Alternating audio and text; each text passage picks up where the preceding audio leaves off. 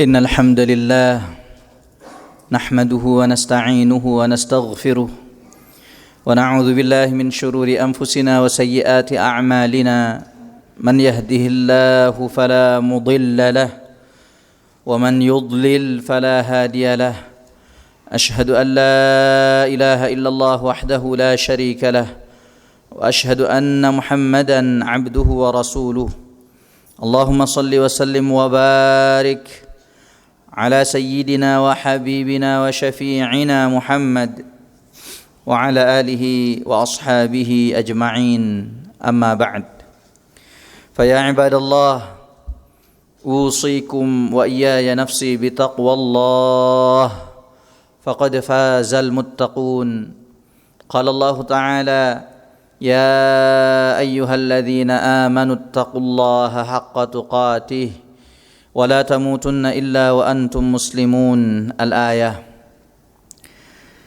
Jemaah salat Jumat yang dimuliakan Allah Subhanahu wa taala, WHO merilis sebuah laporan bahwasanya setiap tahun minimal ada sekitar 800.000 orang yang memutuskan untuk bunuh diri. Artinya kalau kita ratakan, setidaknya setiap 40 detik ada satu orang di dunia ini yang memutuskan untuk mengakhiri hidupnya dengan bunuh diri. Dan salah satu penyebab terbesar dari kasus ini adalah depresi, stres dengan ujian, dengan cobaan dalam hidup. Yang dalam Al-Quran, cobaan dan ujian ini disebut dengan al-bala. Apa itu al-bala? Ibnu Manzur mengartikan al-bala dengan sebuah cobaan yang berat, ujian yang berat dalam hidup. Dan ujian ini, cobaan ini adalah sebuah keniscayaan yang pasti akan dihadapi oleh setiap orang, mau kaya ataupun miskin, mau raja ataupun petani, sami mawon. Setiap orang memiliki kadar ujiannya masing-masing. Setiap orang memiliki porsi cobaannya masing-masing.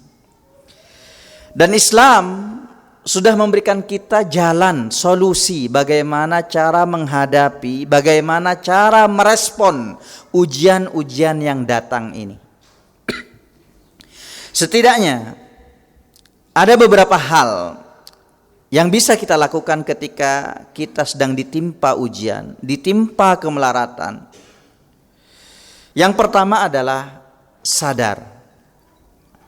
Yang kedua adalah sabar. Yang ketiga adalah sholat.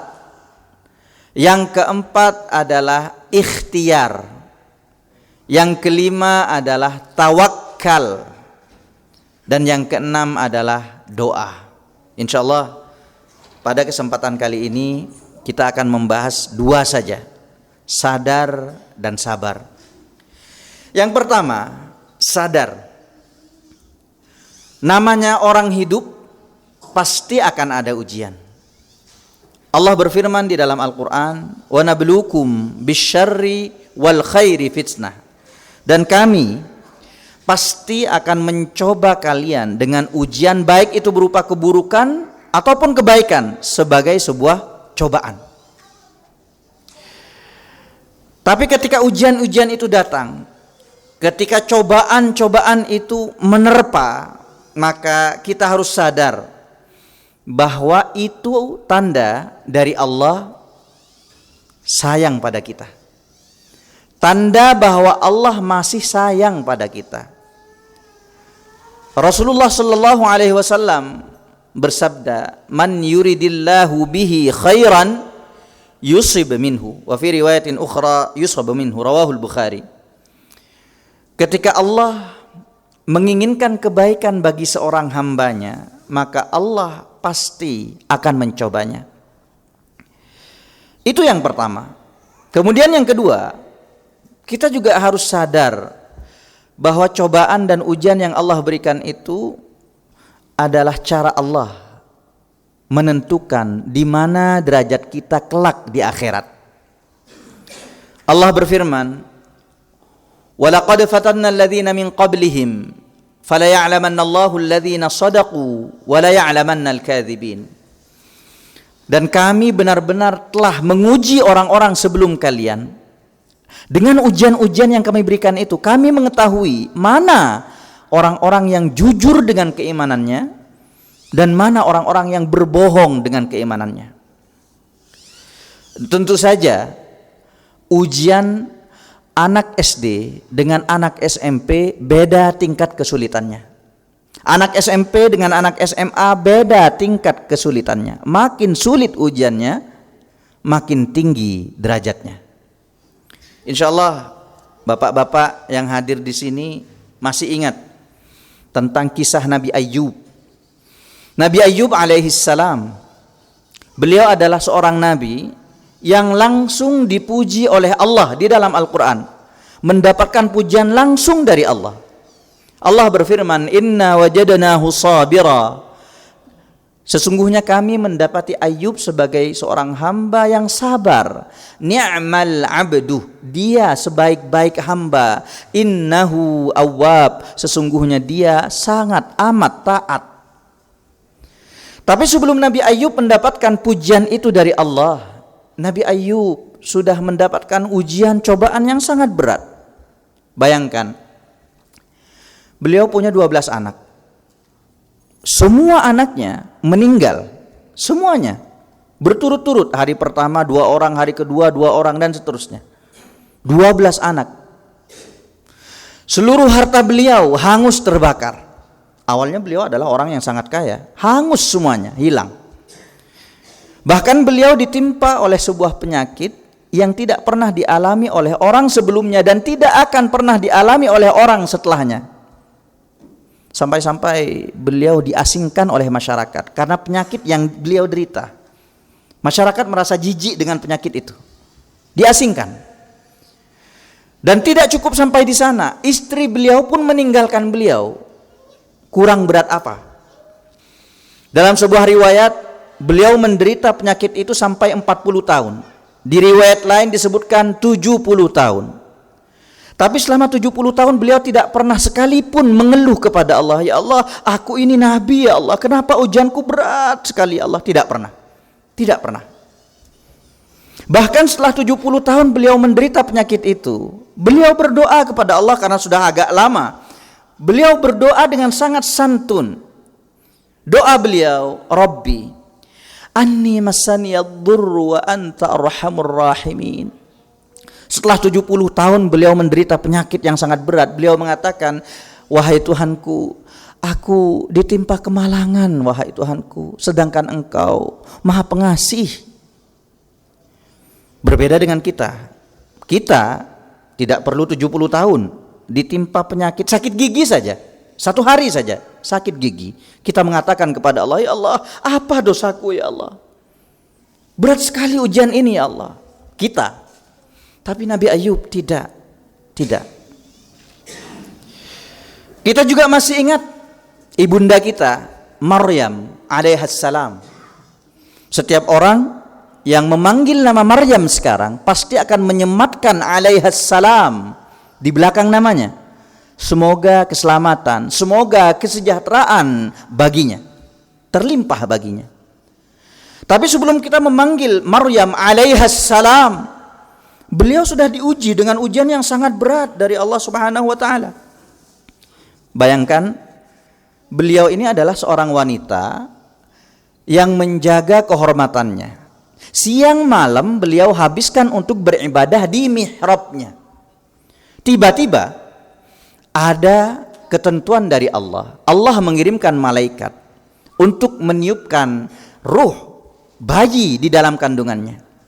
Pada waktu itu ya malaikat tahu, Maryam juga tahu bahwa itu ketentuan dari Allah, tapi masyarakat tidak ada yang mau tahu, tidak ada yang percaya.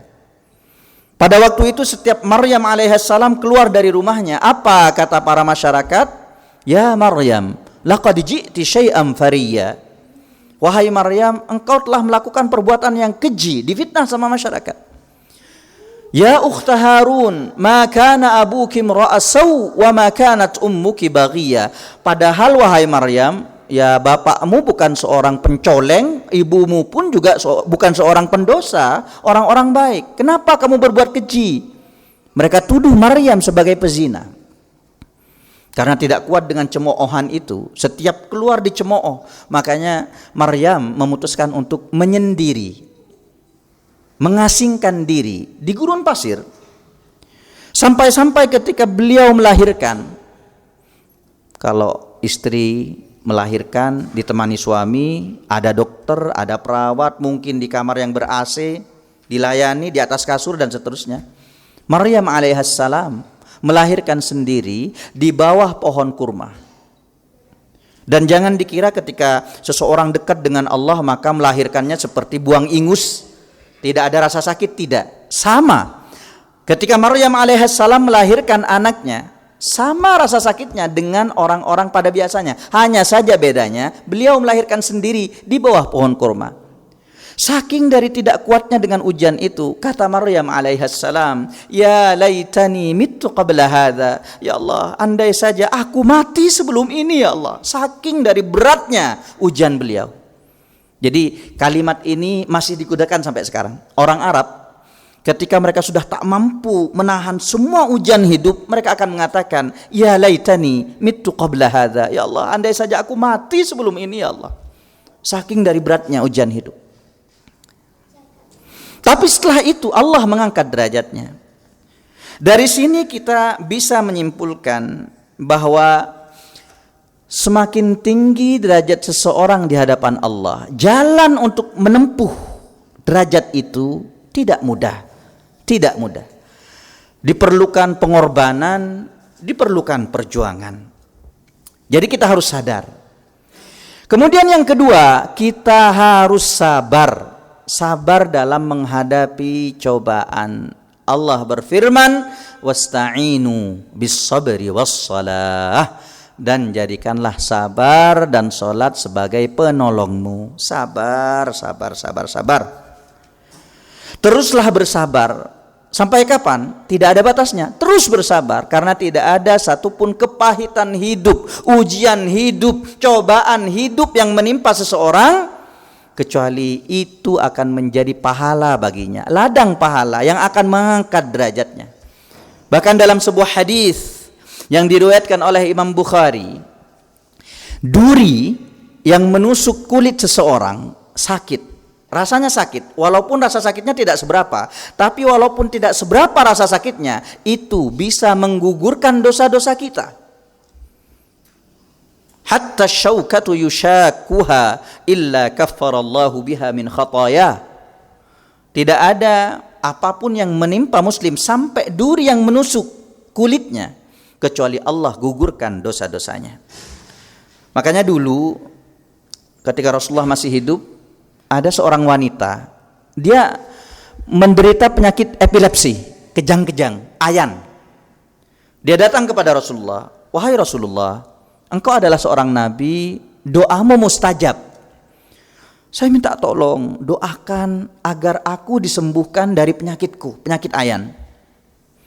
Maka kata Rasulullah memberikan dua opsi kepada wanita itu. In syi'ti sabarti walakil jannah. Jika engkau mau, engkau bisa bersabar dengan ujian ini dan bagimu surga, dijamin surga oleh Rasulullah.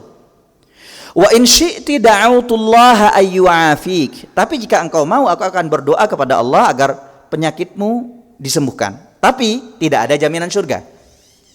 Maka perempuan itu memilih bersabar. Memilih bersabar. Baik Rasulullah, saya akan memilih bersabar saja. Karena perempuan itu tahu, sebesar apapun ujian, kemelaratan, cobaan yang kita lalui di dunia, tidak ada apa-apanya dibandingkan dengan siksaan di akhirat. Dan sebesar apapun nikmat yang kita dapatkan di dunia, tidak ada apa-apanya dibandingkan dengan nikmat yang akan kita dapatkan di akhirat kelak. Sebuah hadis yang diriwayatkan oleh Imam Bukhari, kelak di akhirat akan didatangkan manusia yang paling nikmat hidupnya, tidak pernah merasakan kesengsaraan sedikit pun, paling bahagia hidupnya, paling mewah, tapi dia tidak beriman. Saya tidak bisa membayangkan kehidupan seorang yang paling mewah, paling bahagia seumur hidup. Saya tidak bisa membayangkan. Mungkin dia punya 1000 jet, mungkin rumahnya ratusan hektar dan seterusnya, tapi dia tidak beriman. Dia akan didatangkan di akhirat, kemudian fayusbaghu finnari sibghah, dia akan dicelupkan satu celupan saja ke dalam neraka, langsung diangkat. Dicelupkan itu berbeda dengan dimasukkan. Kalau dimasukkan didorong sudah selesai, disiksa di dalam. Kalau dicelupkan, satu celupan masuk langsung angkat. Satu celupan saja ke dalam neraka, kemudian dia akan ditanyakan, ya fulan, hal marra bika na'imun qat? Wahai fulan, apakah engkau pernah merasakan kenikmatan sebelum ini? Apa kata dia? La wallahi ya Rabb. Tidak, saya tidak pernah merasakan sedikit pun kenikmatan sebelum ini. Allahu Akbar. Satu celupan saja ke neraka, dia lupa tentang cerita kenikmatan yang dia kecapi puluhan bahkan ratusan tahun selama di dunia. Dia adalah orang yang paling bahagia di dunia, paling mewah.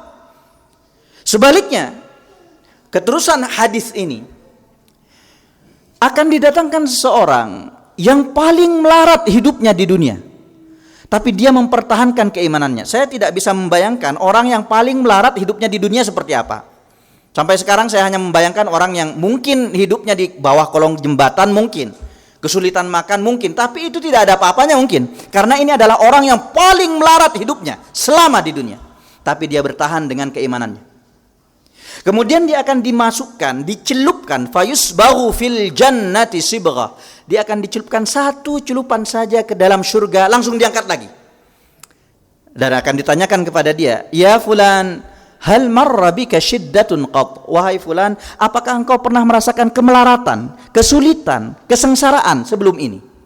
Maka orang itu mengatakan, la wallahi ya Rabb. Tidak, saya tidak pernah merasakan kemelaratan sebelum ini. Allahu Akbar. Satu celupan saja ke dalam surga, dia lupa cerita tentang kemelaratannya selama di dunia. Dia adalah orang yang paling melarat di dunia.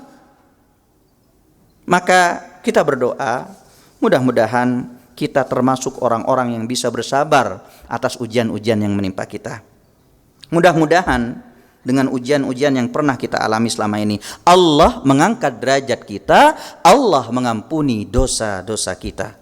Barakallahu li wa lakum fil Qur'anil azim, wa nafa'ani wa iyyakum bima fihi minal ayati wadh-dhikril hakim, wa taqabbala minni wa minkum tilawatah, innahu huwal ghafurur rahim.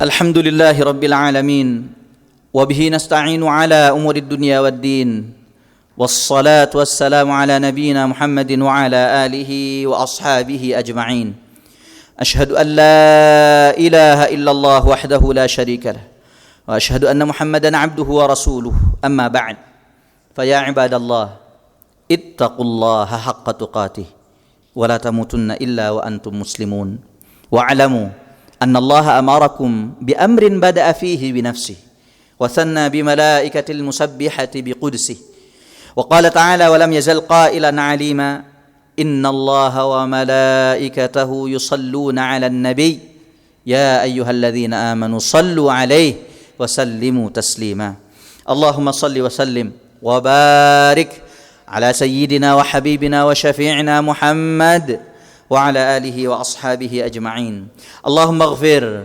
للمسلمين والمسلمات والمؤمنين والمؤمنات الأحياء منهم والأموات إنك سميع قريب مجيب الدعوات يا قاضي الحاجات اللهم أعز الإسلام والمسلمين ودمر أعداءك أعداء الدين ربنا اغفر لنا ذنوبنا ولوالدينا وأدخلنا الجنة مع الأبرار وأجرنا من خزي الدنيا وعذاب القبر وعذاب الآخرة ربنا آتنا في الدنيا حسنة وفي الآخرة حسنة وقنا عذاب النار عباد الله Innallaha ya'muru bil 'adli wal ihsan wa ita'i dzil qurba wa yanha 'anil fahsya'i wal munkari wal baghi ya'idzukum la'allakum tadhakkarun. Fadhkurullaha al-'azima yadhkurkum washkuruhu 'ala ni'amihi yazidkum was'aluhu min fadlihi yu'tikum wa ladhikrullahi a'azzu wa ajallu wa akbar wallahu ya'lamu ma tasna'un. Aqimis shalah. الله أكبر الله أكبر أشهد أن لا إله إلا الله أشهد أن محمد رسول الله حي على الصلاة حي على الفلاح قد قامت الصلاة قد قامت الصلاة الله أكبر لا إله إلا الله La ilaha illallah Muhammadur Rasulullah sallallahu alaihi wasallam. Istaqimu wa'tadilu. Luruskan shaf, rapatkan. Jangan sampai ada celah karena itu tempat setan masuk.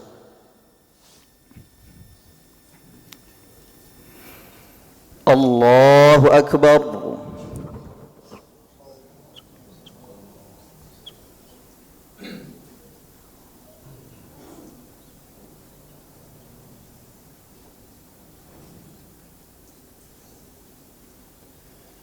بسم الله الرحمن الرحيم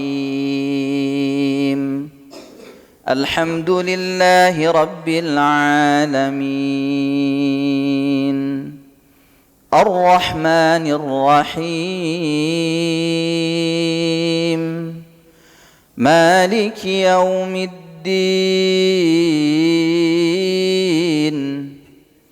إياك نعبد وإياك نستعين اهدنا الصراط المستقيم صراط الذين أنعمت عليهم غير المغضوب عليهم ولا الضالين.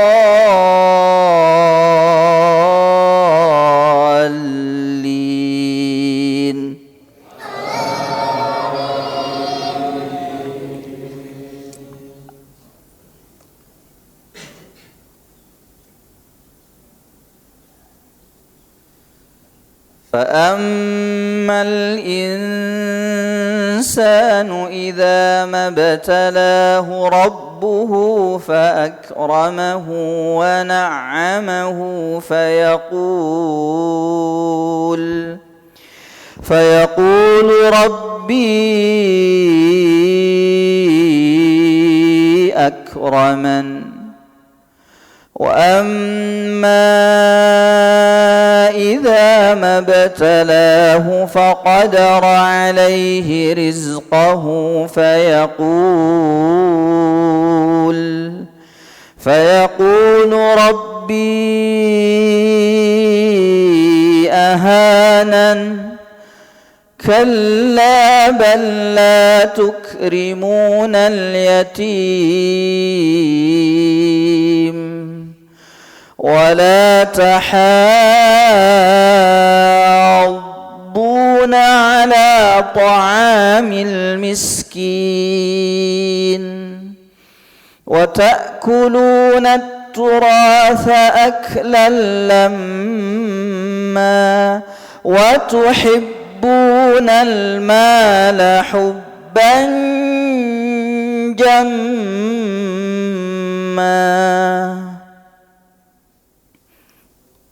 الله أكبر.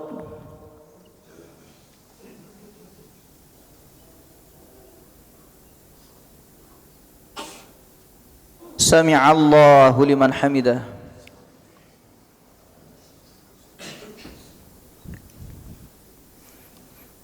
الله أكبر.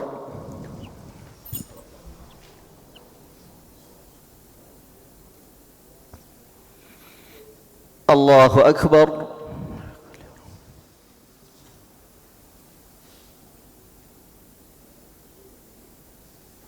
الله أكبر.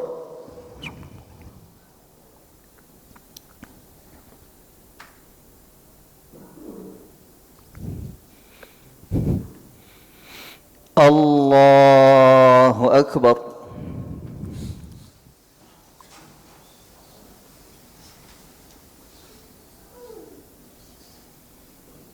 بسم الله الرحمن الرحيم. الحمد لله رب العالمين الرحمن الرحيم مالك يوم الدين إياك نعبد وإياك نستعين اهدنا الصراط المستقيم صراط الذين أنعمت عليهم غير المغضوب عليهم ولا الضالين.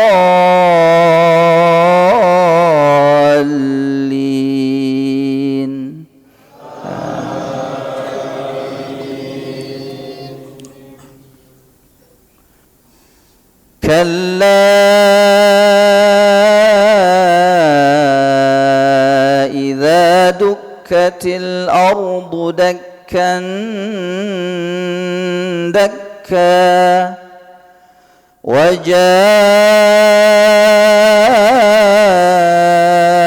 ربك والملك صفا صفا وجيء يومئذ بجهنم يومئذ يتذكر الإنسان وأنى له الذكرى يقول يا ليتني قدمت لحياتي فيومئذ لا يعذب عذابه أحد ولا يوثق وثاقه أحد. الله أكبر.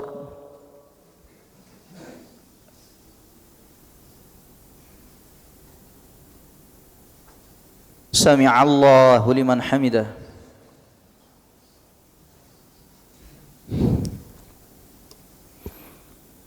الله أكبر.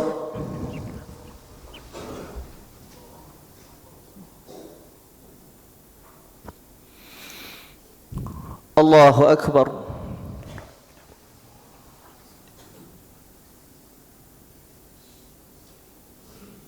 الله أكبر.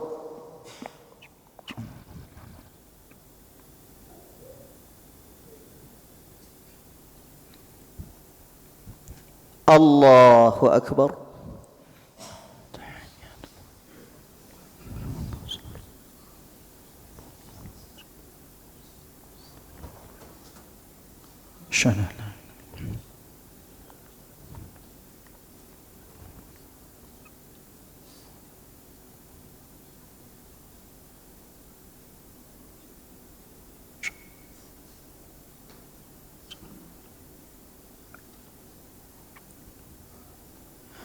السلام عليكم ورحمة الله.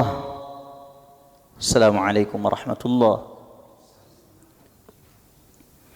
أستغفر الله. أستغفر الله.